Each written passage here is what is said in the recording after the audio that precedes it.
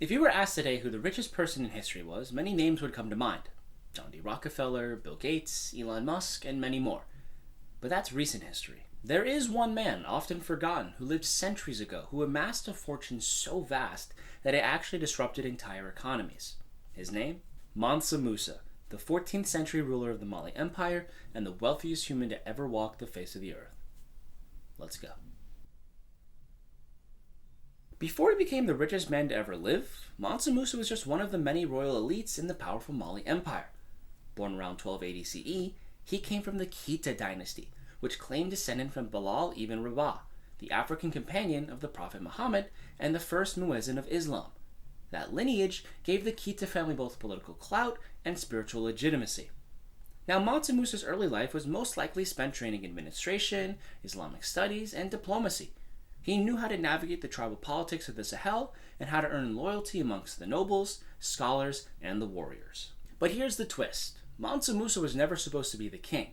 He actually became the ruler under unusual circumstances, because the sitting king at the time, Mansa Abu Bakr II, reportedly had an obsession with the Atlantic Ocean. Now, according to Arab historian al-Umari, Abu Bakr launched an expedition with over 2,000 ships to explore what lay beyond the Western Sea, possibly even the Americas, and he never returned.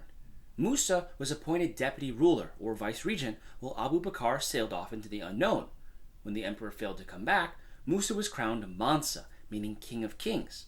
Now at the time, the Mali Empire was already a regional power, but Mansa Musa had bigger plans. He wanted Mali not just to survive, but to thrive. Under his rule, Mali would reach its golden age, dominating trade, culture, and religion across West Africa. At its height, it was one of the largest and wealthiest empires in the world, stretching across modern-day Mali, Senegal, Gambia, Guinea, Niger, and parts of Nigeria and Mauritania.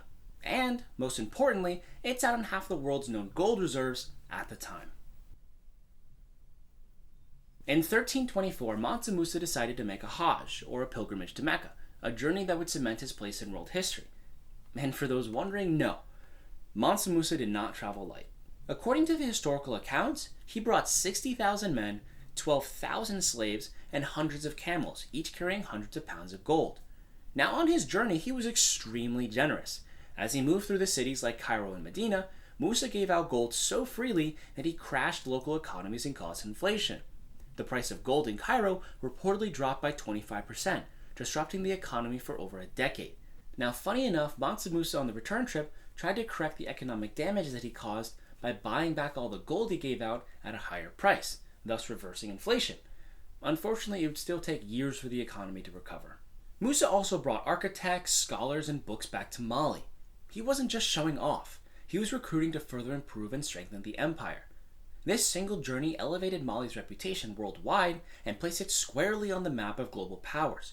Before Musa's journey to Mecca, most of Europe had barely heard of Mali. After his journey to Mecca, they couldn't stop talking about it. Mansa Musa's pilgrimage wasn't just about religion, it was a power move. After his pilgrimage, Mansa returned with architects from across the Islamic world, including the famous Andalusian architect Abu Ishaq es-Saheli, who helped design some of West Africa's most iconic buildings, among them the Dijon Harbour Mosque in Timbuktu, built in 1327 and still standing today. He also improved infrastructure, established diplomatic ties with North Africa and the Middle East, and promoted the spread of Islam throughout West Africa. What's more, he heavily invested in education and urban development. Musa turned Timbuktu, Gao, and Nahani into thriving cities full of schools, scholars, and book markets. The University of Sankore, which he helped expand, became one of the leading centers of learning in the Islamic world. Subjects ranged from astronomy and law to theology and mathematics. Over time, Mansa Musa turned Timbuktu into a center of learning that rivaled anything in Europe or the Islamic world. Now, Mansa Musa died in 1337 after 25 years on the throne. He left behind one of the largest and most powerful empires of the medieval world, but greatness is hard to sustain. His son, Makan, inherited the throne, but lacked his father's political skill and vision. The empire soon faced succession struggles, poor leadership, and economic strain. Mansa Musa's successors lacked his vision and ability to manage such vast wealth. And as European and North African traders shifted trade routes away from the trans-Saharan paths, especially with the rise of the Atlantic trade, Mali's grip on wealth began to slip. The empire also suffered invasions from emerging regional powers, like the Songhai Empire, which eventually overtook Timbuktu in the late 1400s. And by the time the European explorers began colonizing the African coasts in the 16th and 17th centuries, the Mali Empire was a shadow of its former self. Trying to measure Mansa Musa's wealth is nearly impossible in today's standards. As mentioned earlier, Mali accounted for nearly half the world's gold supply, and Musa had control over all of it. However, he also taxed the trans-Saharan trade routes, controlled the flow of goods like salt, ivory, and copper, and slaves across the desert. Modern historians and economists estimate his net worth today would land somewhere between 400 billion to over $1 trillion, depending on how you define and measure wealth. But even that might fall short of reality. Unlike tech moguls or oil tycoons today, Musa's fortune wasn't tied to the market or valuable stocks. It was embedded into the very fabric of a powerful and resource-rich empire.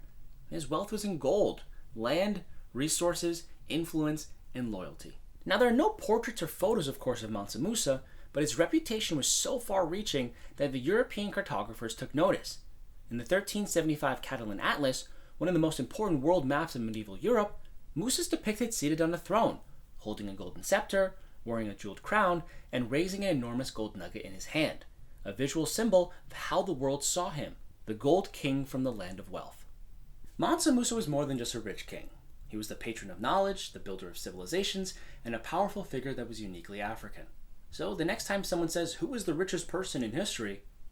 you'll know what to say. Mansa Musa. And with that, I'm Evan, and thanks for watching.